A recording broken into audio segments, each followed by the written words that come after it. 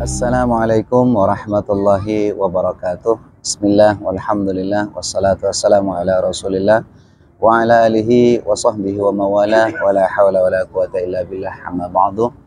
Bapak Ibu, para dhuyufullah, para dhuyufur rahman, para tamu-tamu Allah, para tamu-tamu baginda Rasulullah Muhammad sallallahu alaihi wasallam yang senantiasa dicintai dan dimuliakan oleh Allah Subhanahu wa taala.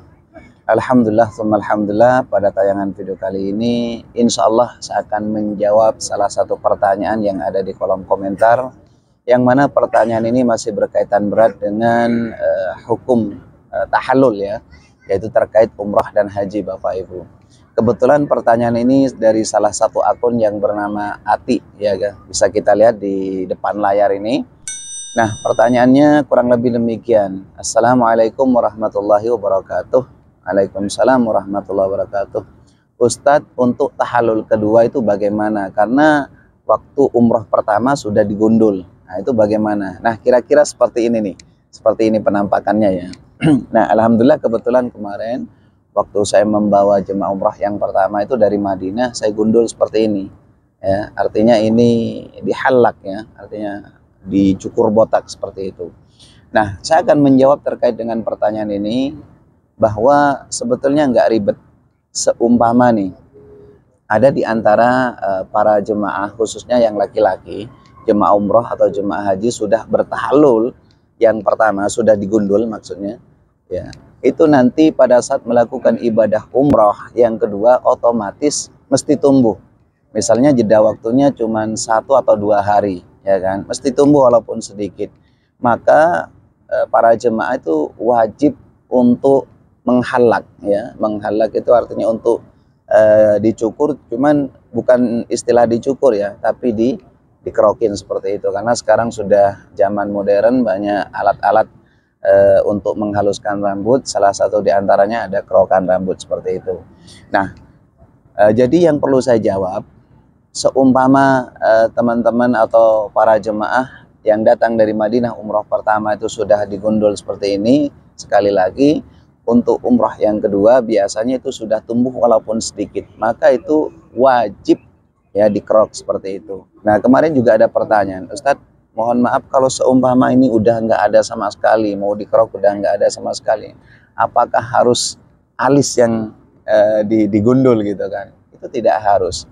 Yang penting syaratnya udah dilewati aja, seperti misalnya kalau di zaman dulu mungkin seperti pisau ya, atau benda tajam seperti itu, tapi sekarang kan udah ada kerokan, jadi cukup dilewati 3 kali seperti itu.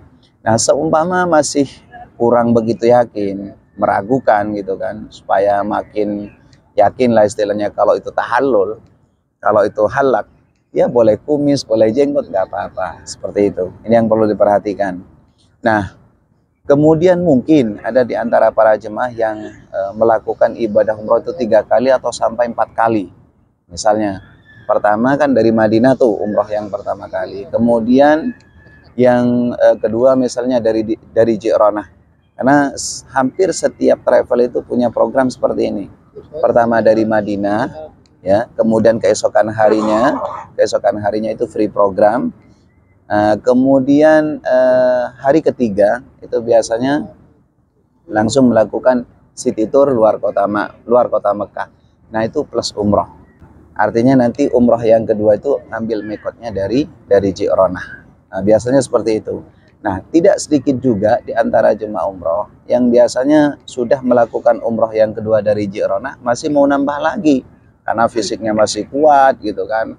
Kadang ada yang dari Hudaybiyah, ada juga yang dari Tan'im atau Masjid Aisyah. Nah, otomatis kalau digundul ya kan, otomatis kan istilahnya nggak pernah tumbuh tuh. Yang penting seperti yang sudah saya sampaikan tadi, harus dilewati dengan benda yang tajam. Nah, kira-kira seperti itu. Nah, Ustadz, setelah dilihat di kerokan itu nggak ada tuh, walaupun misalnya sedikit nggak ada. Itu hanya syarat untuk menggugurkan kewajiban seperti itu. Seumpama sama sekali bersih, nggak ada apa-apanya, yang penting kita sudah menghalak, sudah mencukur ibaratnya seperti itu. Nah, saya rasa paham sampai di sini ya. Nah, ini terkait dengan pertanyaan yang tadi, masalah bagaimana umroh yang kedua ini bagaimana cara tahallulnya, karena umroh yang pertama sudah digundul seperti itu. Nah, melalui konten ini perlu saya sampaikan bahwa halak atau digundul itu memang luar biasa keutamaannya. Jadi sering saya sampaikan melalui konten saya sebelumnya bahwa ketika kita sudah melakukan umroh, ya kan, memang seharusnya kita digundul. Apa sebab? Karena itu anjuran daripada baginda Rasulullah Shallallahu Alaihi Wasallam. Jadi menurut riwayat ketika baginda Rasulullah Shallallahu Alaihi Wasallam pernah bermimpi pada tahun ke-6 Hijriah di kota Madinah, maka sebagian besar sahabat-sahabat Ansar ini diajak oleh baginda Rasulullah untuk melakukan umroh ke kota Mekah. Itu pada tahun ke-6 Hijriah. Nah, ternyata sesampainya di perbatasan kota Mekah, maka baginda Rasulullah Shallallahu Alaihi Wasallam dihalangi oleh orang-orang kafir Quraisy, termasuk Khalid bin Walid. Nah, pada saat itulah baginda Rasulullah Shallallahu Alaihi Wasallam ada suatu perjanjian. Maka di situ yang dikenal dengan Bai'atur Ridwan, di salah satu di bawah pohon yang dikenal dengan Syajaratul Ridwan. Di situ terjadi perjanjian bahwa perjanjian yang pertama Rasulullah tidak boleh masuk pada tahun itu, diperbolehkan masuk pada tahun berikutnya itu selama 3 hari. Ini perjanjian di Hudaybiyah. Yang kedua belah pihak antara kaum kafir Quraisy dengan kaum muslimin tidak boleh ada gencatan senjata selama 10 tahun. Kemudian yang ketiga, suku-suku pada saat itu bebas memilih mau bergabung dengan orang kafir Quraisy atau dengan kaum muslimin. Intinya kesimpulannya pada saat itu Rasulullah tidak boleh memasuki kota Mekah pada tahun ke-6 Hijriah. Akhirnya apa? Karena Rasulullah sudah mengambil mikot dari Masjid Bir Ali. Nah, pada saat itu Rasulullah untuk menggugurkan kewajibannya, maka Rasulullah menggundul rambutnya. Nah, kira-kira seperti itu. Nah, pada saat itulah sebagian sahabat bertanya, ya, karena Rasulullah Shallallahu Alaihi Wasallam sudah digundul, gitu kan? Ada juga sebagian sahabat yang hanya dipendekkan. Kemudian Rasulullah berdoa kepada Allah. Kemudian baginda Nabi mengangkat tangannya, Allahumma ufir lil muhallikin. Ya Allah, ampuni dosa-dosa orang yang digundul atau yang dibotak. Lalu sahabat bertanya lagi, bagaimana dengan kami ya Rasulullah yang hanya dipendekkan? Rasulullah masih mengangkat tangannya, Allahumma ufir lil muhallikin. Ya Allah, ampuni dosa-dosa orang yang digundul. Nah, ketiga kalinya para jemaah, karena Rasulullah nggak tega gitu kan, sahabat sudah merasa sedih karena sebagian besar hanya dipendekkan, maka Rasulullah mengangkat tangannya lagi, Allahumma ufir lil muhallikina wal muqassirin. Ya Allah, ampuni dosa-dosa orang yang digundul dan yang dipendekkan rambutnya.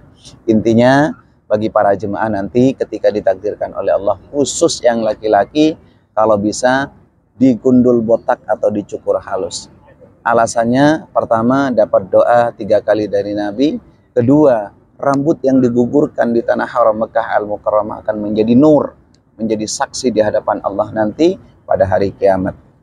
Dan dengan kita digundul, ya, kita punya ciri khas, bukan riya, bukan sombong, tapi punya ciri khas kita ketika berangkat umroh kita gondrong atau rambutnya tebal misalnya, ketika pulang kita digundul. Ini Masya Allah, tabarakallah.